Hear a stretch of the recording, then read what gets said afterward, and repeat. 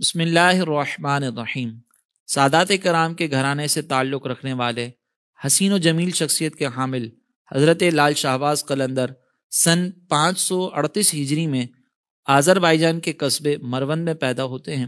اور آپ کو اسی مناسبت سے مروندی بھی کہا جاتا ہے، جبکہ آپ کا اصل نام سید محمد عثمان ہے۔ اگر ہم آپ کی شہرت دیکھیں تو وہ لال شہباز قلندر کے لقب سے ہوتی ہے۔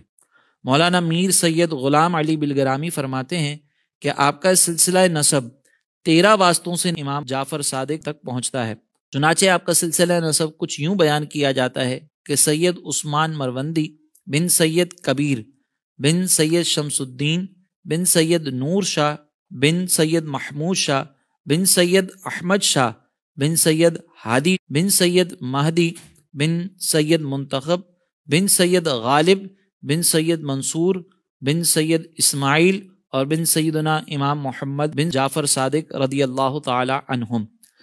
بر صغیر میں اگر ہم دیکھیں تو سلسلہ قلندریہ سے تعلق کے سبب آپ کا لقب قلندر مشہور ہے، اور اسی مناسبت سے آپ کو لال شہباز قلندر بھی کہا جاتا ہے۔ یہاں میں ایک بات کی وضاحت کرتا چلوں کہ قلندر خلاف شرع کام کرنے والے کو نہیں کہا جاتا۔ جب ہم اپنے یہاں پر کچھ لوگوں کو ہاتھوں میں 24-25 انگوٹھیاں پہنے دیکھیں اور ان کے بال غیر شرعی طور پر بڑے ہوئے ہوں، نمازوں کی وہ پرواہ نہ کرتے ہوں، اور ڈھول کی تاب پر وہ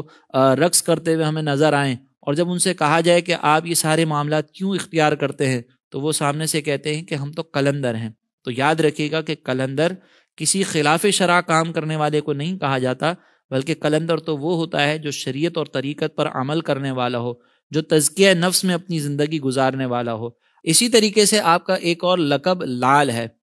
اور اس کی وجہ یہ ہے کہ جس طریقے سے ایک قیمتی پتھر لال اس سے سرخ کرنیں پھوٹتی تھیں، آپ کا رخسار بھی اسی طریقے سے سرخی مائل تھا، جس کی بنیاد پر آپ کو لال کہا جاتا تھا۔ اور اگر ہم لقب شہباز کی بات کریں تو یہ لقب آپ کو امام علی مقام امام حسین رضی اللہ تعالیٰ عنہ کی بارگاہ سے حاصل ہوا ہے۔ چنانچہ مورخین اور آپ کی سیرت لکھنے والے کچھ اس طریقے سے لکھتے ہیں کہ امام حسین رضی اللہ تعالیٰ عنہ آپ کے والد محترم کے خواب میں تشریف لائے اور فرماتے ہیں کہ میں تمہیں وہ شہباز عطا کر رہا ہوں کہ جو شہباز مجھے میرے نانا جان کے توسط سے ملا تھا۔ اور اس بشارت کے حصول کے چند ہی دنوں بعد حضرت لال شہباز قلندر کی ولادت ہوتی ہے۔ چنانچہ اس بنیاد پر آپ کو لال شہباز قلندر کہا جاتا ہے، یعنی وہ حسین و جمیل شخصیت کہ جن کے رخسار لال کی مانند ہوں، جو اللہ تبارک و تعالیٰ کے محبوب کی طرف سے شہباز کا لقب لے کر حاضر ہوئے ہوں، اور جو صوفی باصفا ہوں۔ آپ نے اپنے بچپن میں ہی والد محترم سے دین متین کی بنیادی تعلیم کو حاصل کیا، اور کم و بیش 6 سال کی عمر میں ہی شرعی مسائل سے آپ نے آگاہی حاصل کی تھی، اور 7 سال کی عمر میں حفظ قرآن کو مکمل کیا، اور پھر اس کے بعد آپ مزید علوم دینیہ کے حصول میں مشغول ہوئے، اور تقریباً جب آپ کی عمر مبارک 18 سال تھی تو اس وقت آپ کے والد محترم کا وصال ہوا، اور 20 سال کی عمر میں آپ کی والدہ اس دنیا سے رخصت ہوئیں۔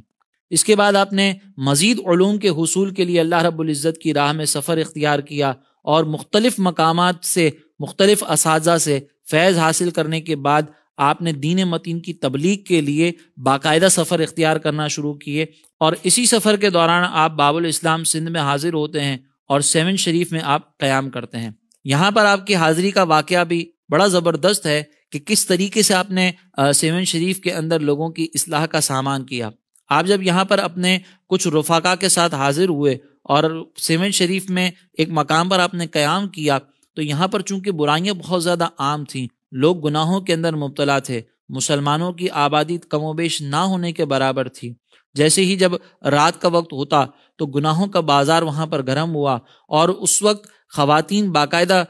گھروں سے نکل کر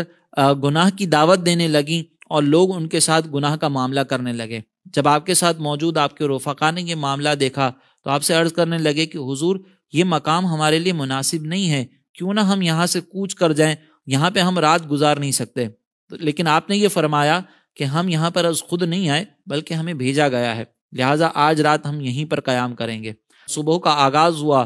سارے گناہ کے معاملات ختم ہوئے، اور باقاعدہ دن کا آغاز ہو کر جو دن کی رونقیں تھیں وہ عام ہوئی۔ اس کے بعد جب اگلے روز دن اپنے اختتام کو پہنچا تو پچھلے دن کی طرح وہ رونقیں نہیں تھیں بلکہ سنسان تھا، اور جو گناہ کی طرف دعوت دینے والی خواتین تھیں وہ بھی پریشان ہو گئیں کہ آج کیوں ہماری کسی دعوت کے لیے کوئی ہمارے پاس نہیں آ رہا۔ اور اسی طریقے سے کئی دن گزرتے گئے تو وہ خواتین پریشان ہونے لگیں اور ایک دوسرے سے کہنے لگیں کہ یہ جو بزرگ ہمارے درمیان آئے ہیں، ان کے آنے کے بعد ہمارا جو روزی روزگار کا مسئلہ ہے وہ شاید ماند پڑ رہا ہے، کیوں نہ جا کر ہم ان سے گفتگو کریں۔ جب وہ لال شہباز قلندر کی بارگاہ میں حاضر ہوئیں تو لال شہباز قلندر نے ان سے یہ کہا کہ ہم تو یہاں سے جانے والے نہیں، اگر تمہارے لیے اس طرح کا کوئی معاملہ ہو رہا ہے تو تم یہاں سے جا سکتی ہو۔ جب دیکھا کہ حضرت لال شہباز قلندر اپنے عزم پر بہت زیادہ پختہ ہیں اور وہ یہاں سے جانے کا کوئی ارادہ نہیں رکھتے، تو وہاں پر موجود جو راجا تھا وہ بھی چونکہ اس گناہ کے اندر مبتلا تھا، تو وہ خواتین ان کے پاس شکایت کے لیے گئیں۔ راجا نے بھی جب آ کر لال شہباز قلندر کو اور آپ کے رفقا کو یہ کہا کہ آپ یہاں سے روانہ ہو جائیں، تو آپ کا وہی جملہ تھا کہ ہم یہاں سے جانے والے نہیں ہیں، اگر کسی کو ہمارے وجود سے کوئی تکلیف ہے تو وہ یہاں سے جا سکتا ہے۔ لیکن آہستہ آہستہ دیکھا جانے لگا کہ وہ خواتین جب آپ کے اس رویے کو دیکھتی، آپ کے انداز کو دیکھتی، تو ان کے دل گناہوں سے اچاٹ ہونے لگے، اور وہ آپ کی بارگاہ میں حاضر ہونے کے بعد سچے دل سے تائب ہوئیں، اور وہاں پر جتنے لوگ گناہ کے لیے ان خواتین کے پاس آیا کرتے تھے انہوں نے بھی گناہوں سے توبہ کی، اور آہستہ آہستہ وہ علاقہ کہ جہاں پر پہلے گناہ بہت زیادہ عام تھے، وہ علاقہ نیکیوں کا ایک مرکز بن گیا۔ اور آج بھی ہم دیکھیں تو وہاں پر لال شہباز قلندر رحمۃ اللہ تعالی علیہ کی برکت سے مسلمانوں کی ایک آبادی ہے، وہاں پر مسلمان آباد ہیں، وہاں مسلمان رہتے ہیں۔ پہلے جو مقام ظلمت کا دا تھا، جہاں پہ کفر کا ڈیرا تھا، وہاں پر اب لال شہباز قلندر رحمۃ اللہ تعالی علیہ کی وجہ سے ایک زبردست اسلام کا پیغام عام ہونے کا مرکز تعمیر ہوا، اور لوگ آج بھی آپ کے مزار پر انوار سے فیض حاصل کرتے ہیں۔ بہرحال آپ کی ساری زندگی لوگوں کی اصلاح اور تزکیہ نفس میں گزرتی رہی، اور بالآخر آپ 21 شعبان سن 673 ہجری میں داعی اجل کو لبیک کہہ کر اس دنیا سے رخصت ہوئے۔ اللہ تبارک و تعالیٰ کی ان پر کروڑوں رحمتیں ہوں، اور اللہ تبارک و تعالیٰ ان تمام نیک شخصیات کے صدقے ہمارے تمام گناہوں کو معاف فرمائے اور ان کی سیرت کو ہمارے لیے مشعل راہ بنائے۔ آمین۔